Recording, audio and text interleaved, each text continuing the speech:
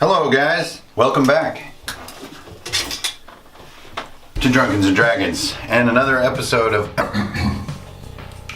Room Design. I know that we normally do 3 rooms a week, but we've been going, I think, almost 4 weeks now without going to town. So we did a night where we did 2 rooms and town. This was the first of those rooms. This one we were calling Flowstone Forest.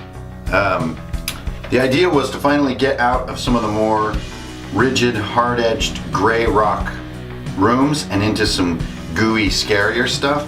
Also, my players have been getting really, really good at beating my rooms. They're getting cleverer and cleverer, and with the healing and the teamwork and the figuring out the mechanisms and the fail-safes. So for me as the DM, it was time to get my troll on, and I came up with this room to challenge them to the utmost. Every time we visit the room here, you're seeing sort of maybe 5 or 6 rounds into the encounter. They had managed to pull Hankerin Furnail's wagon down this rocky slope here with old Rocket, their trusty goat.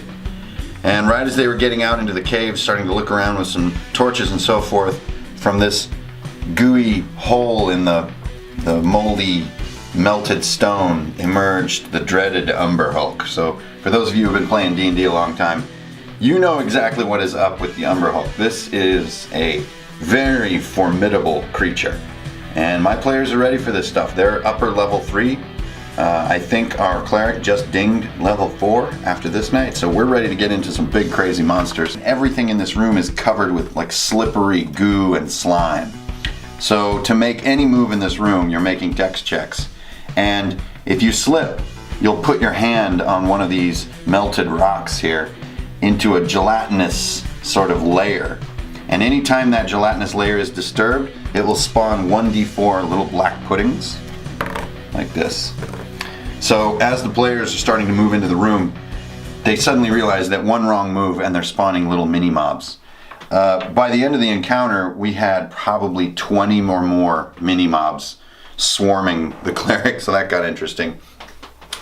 So yeah, so we're coming into this room, and it didn't take them long as they're moving sort of out here to realize that they had no idea how to get out. So they kind of came down here, spawning a bunch of puddings. There's Florian moving along, the Umber Hulk comes down, and then he lets out a battle cry, roar, and his buddy appears.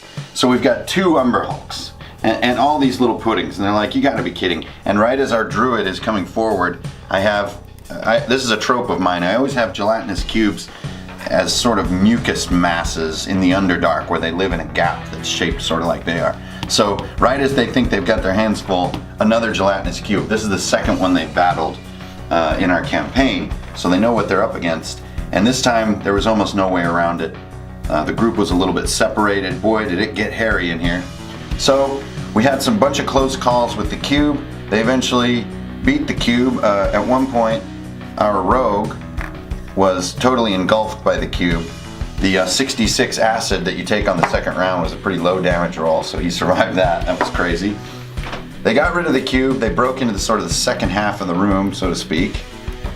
Rockets over here. We're all moving forward. The Umber Hulks were jumping on stuff and being all destructive, as they want to be. In the course of the fight, they kept trying to use the magnetic sword, which, if you know some of the previous rooms, they got this magnetic sword.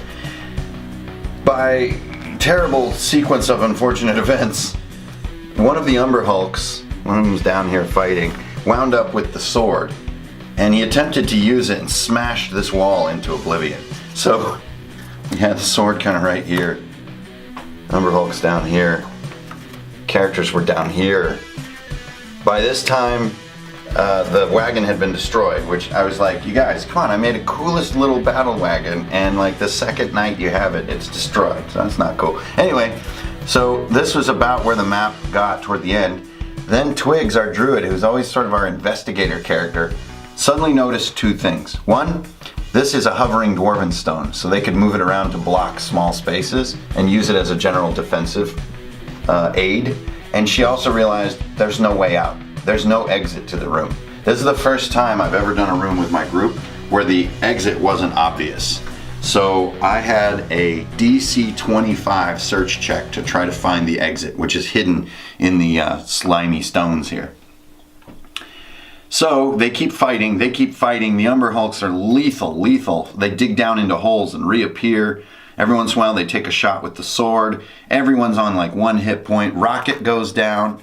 At one point, everybody but Florian was down. Like over here. With an Umber Hulk chewing on their bodies.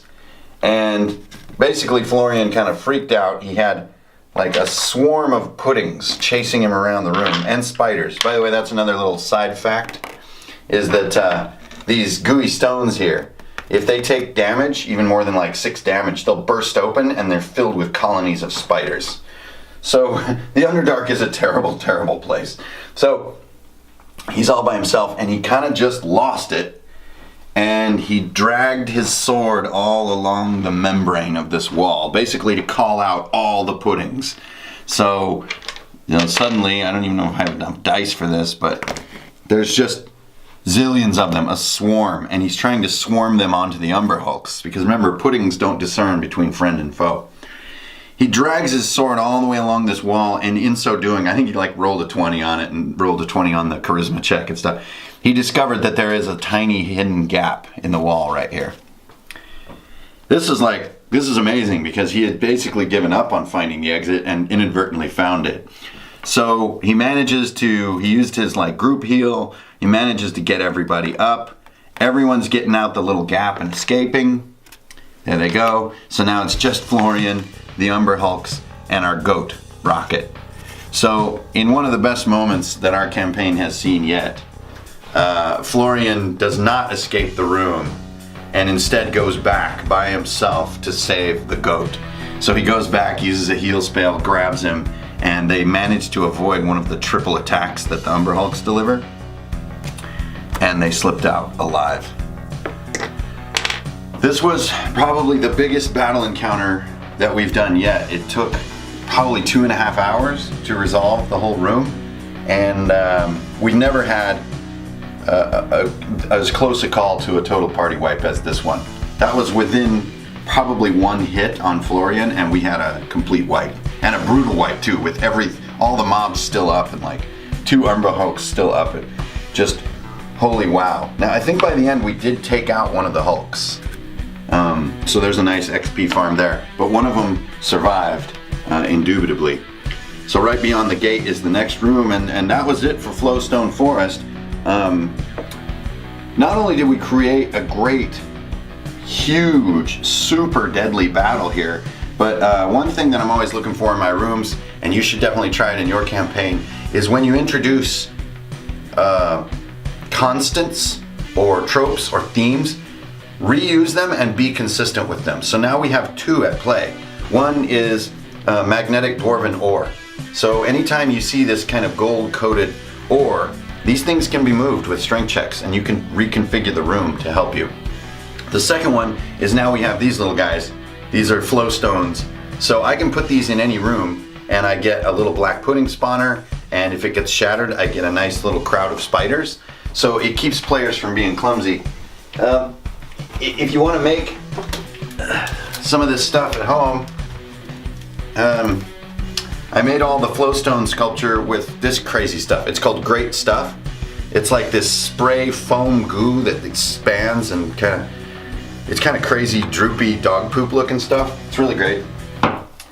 So my players can look forward to seeing more flowstones in the future as we go into subsequent rooms.